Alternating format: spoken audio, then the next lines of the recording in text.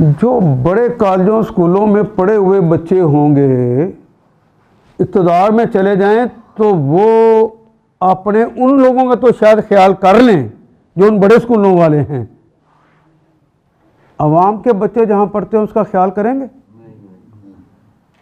इमरान खान साहब ने कर लिया ना ख्याल जी? क्या उन्होंने कौम को जो है ना जी, जवानों को सोशल मीडिया पे लगाया ना। मैं पूछ रहा हूँ, अभी मैंने बच्चों की जो मिसाल दी है ना, क्या इन्होंने अपने ज़माने में पोलियो के लिए और दूसरों चीज़ों के लिए असातिज़ा के अलावा कोई और भर्ती की है कि वो नहीं से काम लिया है?